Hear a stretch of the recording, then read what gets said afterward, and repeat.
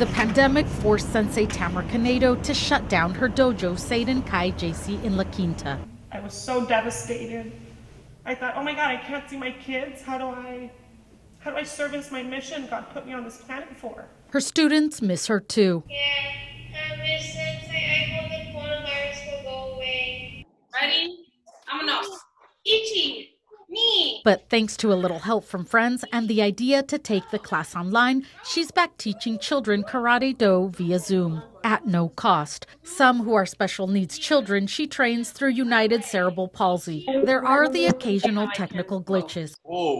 But the students love their virtual lessons. She even had Julio Ramirez, a Grammy Award-winning artist from the band Rake, join in and give them a concert. Over the rainbow.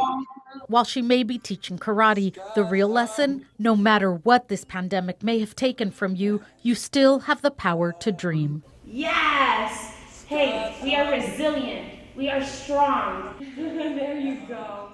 I miss you. Dreams that you dare to dream really do come true. In La Quinta, Kitty Alvarado, NBC Palm Springs. Big dog or a little tiny dog? Big dog, okay. These are not the typical questions asked to a patient inside the ER. What do you want to name him? But Dr. Stephanie Lowe is not your typical ER doctor. Max, perfect name for him. There you go. When she's not saving lives, she is a balloon doctor. She is the best. She's bringing smiles inside a place that can be scary for children like Benjamin and Maria Francisca. She made me really happy. A simple handmade balloon animal can do wonders, not just for little ones. Oh, thank you. But her colleagues love them too. Dr. Lowe started making these balloon creatures in November to brighten her sister's birthday. When she saw the happiness it brought her, she ordered a kit and brought some of the handmade gifts to her night shift in the ICU at Riverside University Health at the height of the COVID surge when people were at their lowest. The nurses were really having a rough time. There was a lot of death and, they were very overworked. When you're just down, there's nothing else, it just brings a little spark of joy. And it goes beyond balloon art. Dr. Lowe volunteered to help in New York at the height of their COVID surge. That's who I am. That's what I want to do. A calling. I love making people smile. To heal bodies and souls. Thank you for going above and beyond. It brings all of us in the ER and the patients a little bit of joy in a dark time right now. Thank you so much, and you're so welcome. It probably brings me the most joy just because you get to make people smile all day. These lifelong friends can best be described as the odd couple. One served our country in the Marine Corps during the Korean War, the other in the Army during World War II. I wouldn't give a bean to be a fancy pants Marine. I'd rather be a dog face like I am. He'd rather be a dog face like he is? Well, that's why they're in the Army. Because they don't know how to dress properly. But every year on the days leading up to Memorial Day, they come together and sell puppies for veterans. It was supposed to be a one-time thing. 18 years doing this, yes. And he said, help me for 3 hours, will you? I said, sure, what's it for? And he explained it to me, and I said, yeah, I'm all for that. And here I am 18 years later waiting for that 3 hours to end. And it hasn't always gone smoothly. Some teenager came by and grabbed the jar of money and ran away, and we couldn't catch him. But they say it's all worth it because together they've raised over $100,000 to help give hospitalized veterans little things that make hospital stays a lot less hospital-like. Nickel and dime things like dominoes, cards, a radio. Maybe the ability to run a few movies. Their commitment to veterans is unwavering because those represented by a single red poppy never wavered, even in the face of death. We remember our comrades that didn't make it back.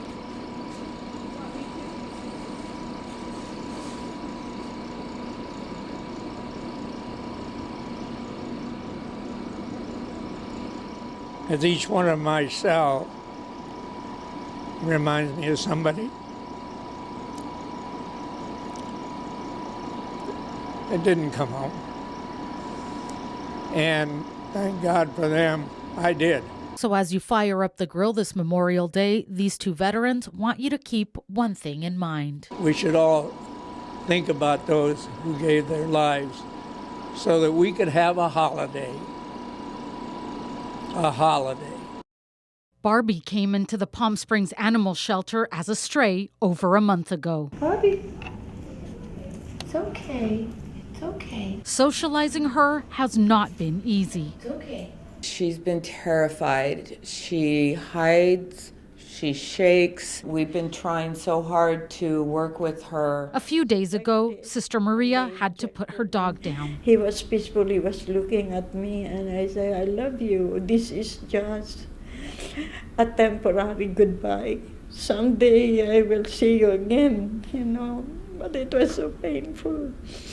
She thought she could ease her heavy heart by visiting pets at the Palm Springs Animal Shelter. But before they left, she gave her caregiver a stern warning. I just want to see the dog, but please don't encourage me to adopt any dog. But she says God had other plans. When Sister Maria and Barbie met, they connected immediately. We brought her in and laid her in Sister Maria's lap, and she just stopped shaking. She's almost asleep, falling asleep in her lap. It's a miracle. It's just a match made in heaven. But Sister Maria could not afford the fee to take Barbie home, so she was resigned to just visit. But Bonnie could not bear to separate the pair. So if it's okay with you, I'd like to sponsor the adoption. Sister Maria says this shelter is good for the soul. This place really is so good. This place is full of love, full of grace.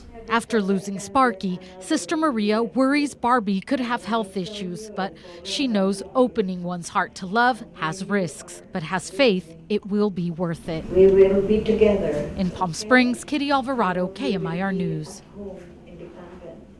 It will be a beautiful, quiet place.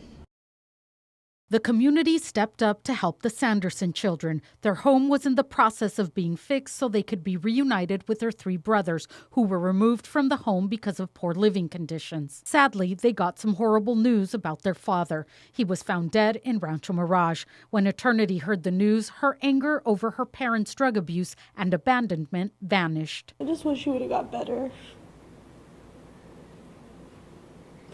And I haven't even told the boys yet. I don't know how I'm going to tell them. As they're reeling from this blow, the eldest, Eternity, who's been working 2 jobs to support her siblings, says they get a visit from their uncle who asks when the repairs will be done because he needs to sell their grandmother's mobile home who's in the hospital. It's devastating that, I think it hurts a lot that I know that this is the one place that I know that they don't want to leave.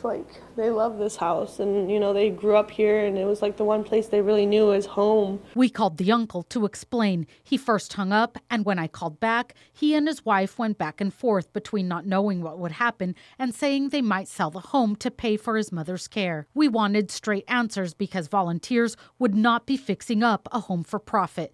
The conversation was tense.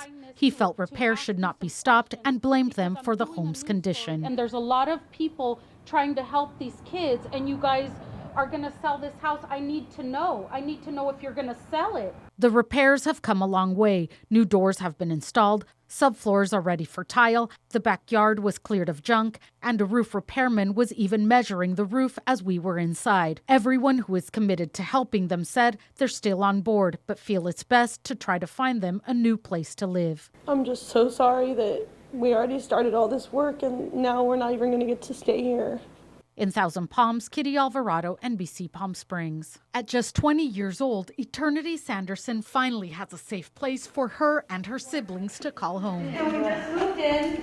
It's empty still. I still can't believe that this is actually my house. Just months ago, she and her 6 siblings were living in deplorable conditions after being abandoned by their drug-addicted parents. So bad, Child Protective Services took custody of the 3 younger boys until they found a suitable home. After our story aired, the community stepped up to help fix the home and reunite the family, but some family members wanted them out to sell the home, leaving them with no place to go. Eternity says this was a blessing in disguise. It felt devastating when we lost that house, and that was where we grew up. It had a lot of memories and it felt hard, but now that this is happening and we have this house, it feels like God knew exactly what he was doing and he had a plan. Eternity, the sole breadwinner, works 2 jobs to support her family. I can't wait until we have holidays and stuff, because this can be like where all the food goes, right here. Now, the County of Riverside Housing Authority is helping with home vouchers to pay for part of the rent.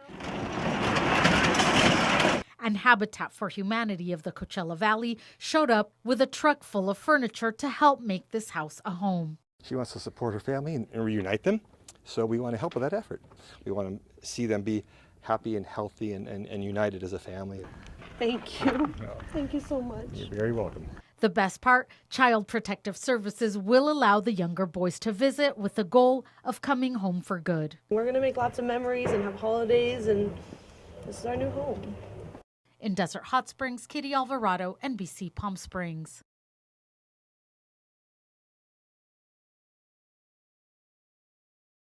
Traveling nurses Amanda Peachy and her boyfriend Kyle Murray just made the final arrangements for Amanda's father, Tom Peachy, a beloved nurse at Desert Regional Medical Center. We've watched for months now people losing their family members, and it's still shocking when it happens to yourself. When your father-in-law pays the ultimate price trying to help others, it's devastating. He had been fighting COVID since mid-December. He died on January 8th at the place where he worked over a decade. His co-workers lined the hallways for a final goodbye. Amanda had not seen her father for months, but is grateful she was there on his last day. For end of life, and we're there to hold his hand. He was too sick when we last saw him. Tom was 71 and could have retired. In fact, he did take some time off at the beginning of the pandemic. And it's not that the virus got any better or safer, it's that he couldn't just sit around and while his hospital's getting overrun and not help out. He loved nursing, and he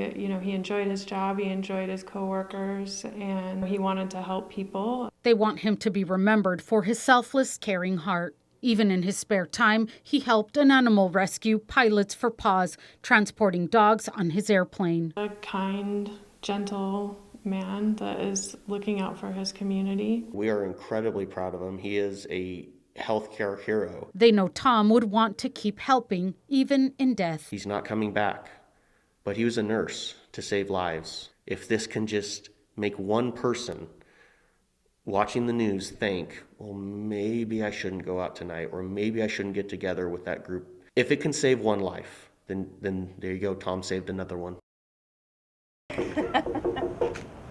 Yes! Lisa Talley, whose father Norman lives at the Palm Senior Living Community in La Quinta, says everything changed since COVID-19. She can only visit her father through a window and have no contact. Hi, how are you? Hi. Hi. Hey, how's it going? What's going on with you guys? We came to visit. That's nice. Because seniors are the most vulnerable to the virus, many of them are confined to their apartments without visitors. So Lisa enlisted the youth group at Shadow Rock Church to make posters with messages of encouragement for the seniors. Tuesday morning, they taped them to their windows.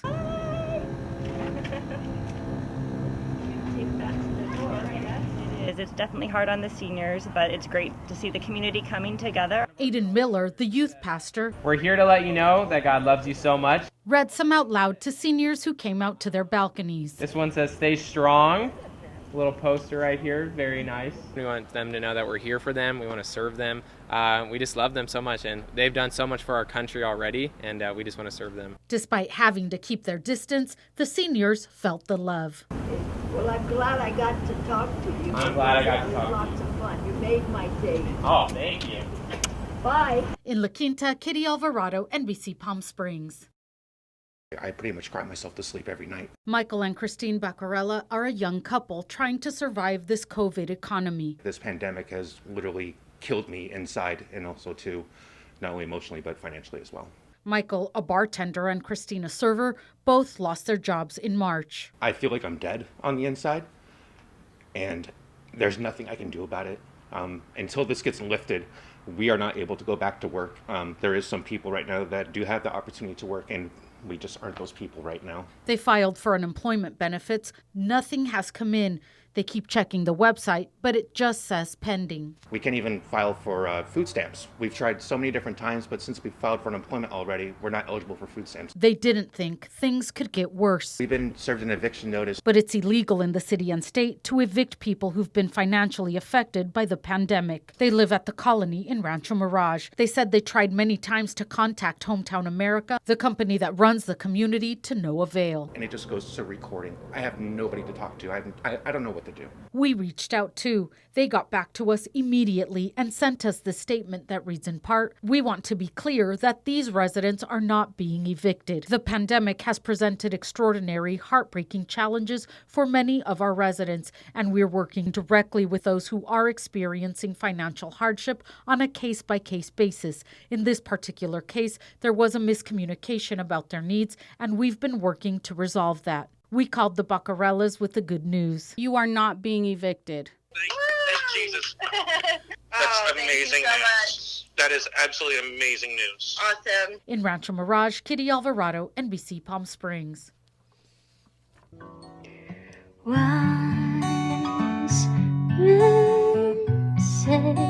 That's 39-year-old May Millete, a mother of 3 from Chula Vista.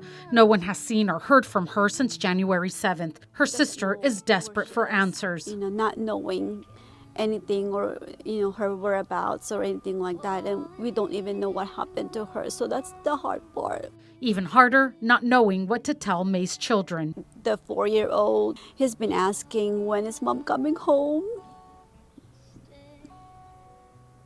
It's been hard. I'm sorry. Her sister says the evening May went missing, she was supposed to join in a family chat as they were planning her daughter's Big Bear birthday party. She never responded. That's when they knew something was wrong. Family members went to her home, including her father. May's husband told him she'd been locked in her bedroom since Thursday after a fight. The door was closed and it was locked. The husband had a key, so he was able to open the door. And sure enough, my sister was not there. I don't know, my feeling is my heart broken already.